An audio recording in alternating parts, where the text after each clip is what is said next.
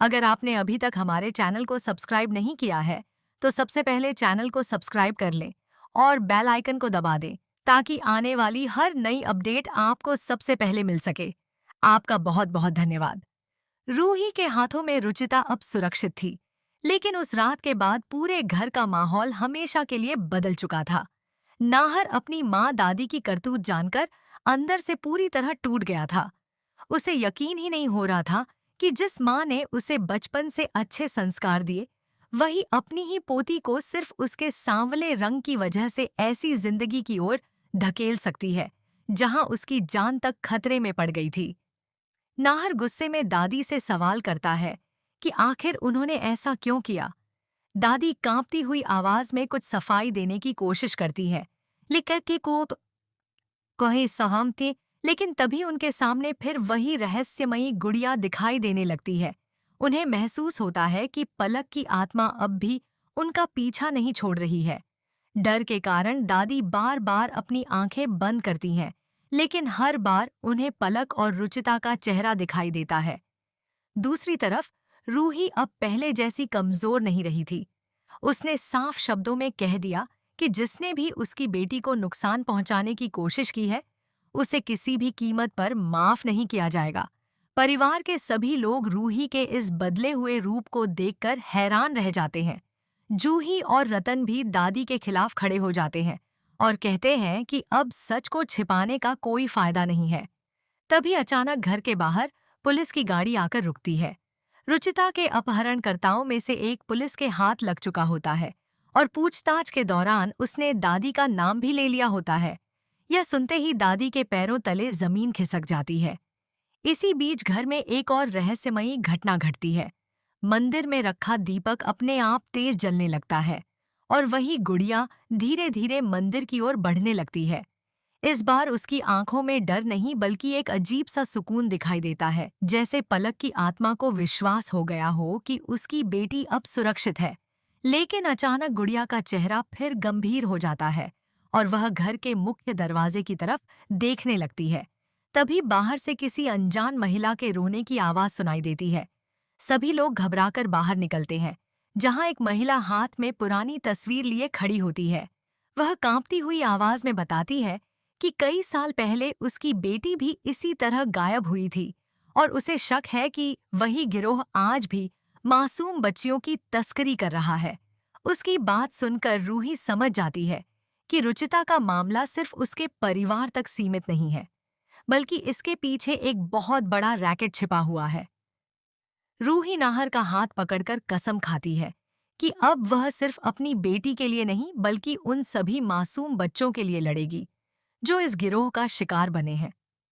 रात और भी गहरी होती जा रही थी, लेकिन किसी की आंखों में नींद नहीं थी।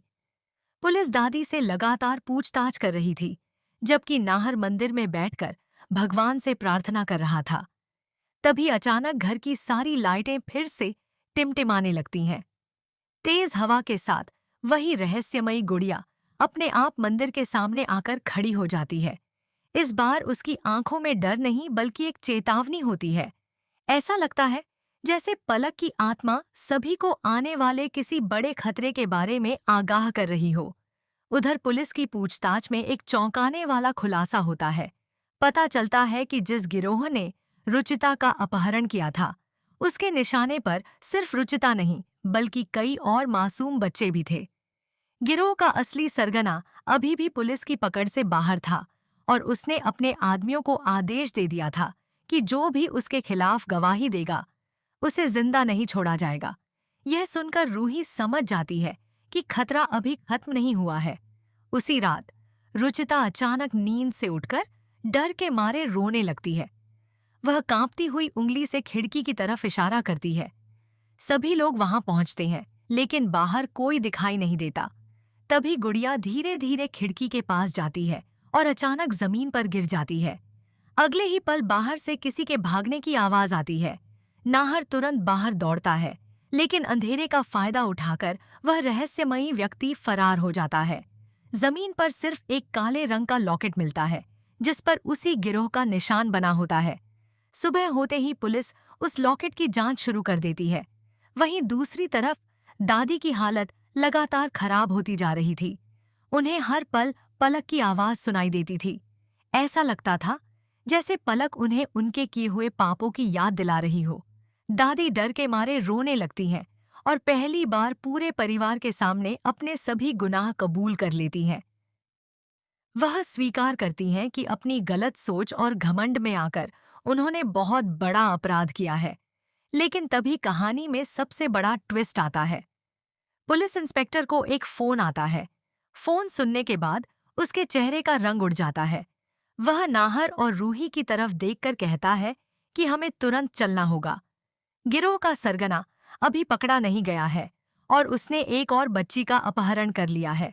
उसने खास तौर पर रूही का नाम लिया है और धमकी दी है कि अगर रूही उसे रोकने की कोशिश करेगी तो इस बार अंजाम पहले से भी ज्यादा खतरनाक होगा। यह सुनकर पूरा परिवार सन्न रह जाता है। रूही अपनी बेटी रुचिता को सीने से लगाकर दृढ़ आवाज में कहती है कि अब वह किसी माँ की गोद सूनी नहीं होने देगी, चाहे उसकी जान ही क्यों न चली जाए, लेकिन वह उस दरिंदे को उसके अंजाम तक पहुंचाकर रहेगी। यहीं से कहानी एक नए अध्याय में प्रवेश करती है, जहां रूही की लड़ाई सिर्फ अपने परिवार के लिए नहीं बल्कि हर उस मासूम बच्चे के लिए होगी जो इस खतरनाक गिरोह के निशाने पर है।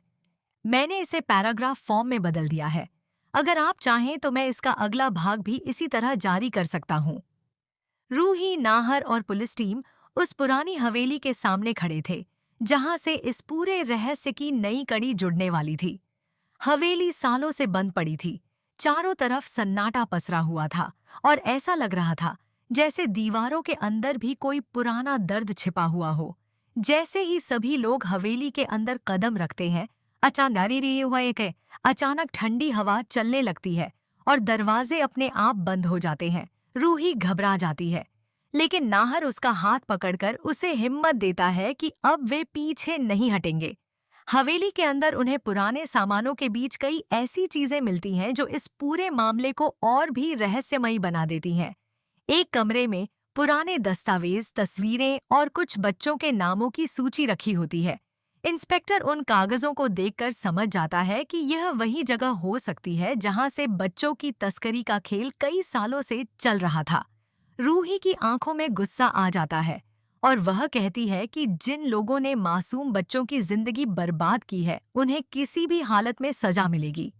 वहीं दूसरी तरफ दादी हवेली का नाम सुनते ही कांपने लगती हैं। उन्हें याद आने लगता है कि कई साल पहले इसी जगह एक ऐसा राज छिपाया गया था जिसे परिवार की इज्जत बचाने के लिए हमेशा के लिए दबा दिया गया था।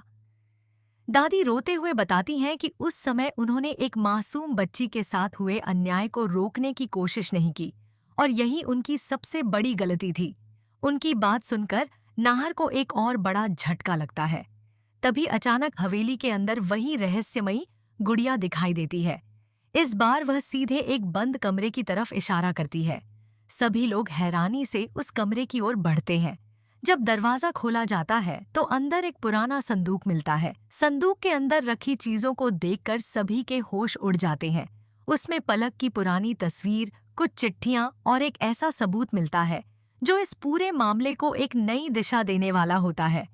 इंस्पेक्टर जब उन चिट्ठियों को पढ़ता है तो पता चलता है कि पलक को भी इस गिरोह के बारे में काफी पहले से जानकारी थी। वह इस सच्चाई को सबके सामने लाना चाहती थी, लेकिन उससे पहले ही उसके साथ बहुत बड़ा हादसा हो गया। यह जानकर रूही की आंखों में आंसू आ जाते हैं।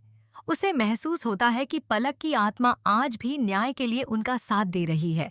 उधर गिरोह का सरगना अब भी फरार था और उसे पता चल चुका था कि रूही और पुलिस उसके ठिकाने तक पहुंचने वाली है। वह गुस्से में अपने आदमियों से कहता है कि अगर आज उनका राज खुल गया तो सब कुछ खत्म हो जाएगा। वह रूही को रोकने के लिए एक आखिरी और खतरनाक चाल चलने की योजना बनाता है। इसी बीच हवेली के अंदर अचानक एक आवाज गूंजती है। सभी लोग चौंक जाते हैं क्योंकि वह आवाज किसी और की नहीं बल्कि उसी रहस्यमयी बच्ची की होती है जिसे कई साल पहले गायब कर दिया गया था। रूही और नाहर उस आवाज का पीछा करते हुए हवेली के एक छिपे हुए हिस्से तक पहुंचते हैं। वहां उन्हें एक ऐसा सच दिखाई देता है जिसे देखकर हर किसी के पैरों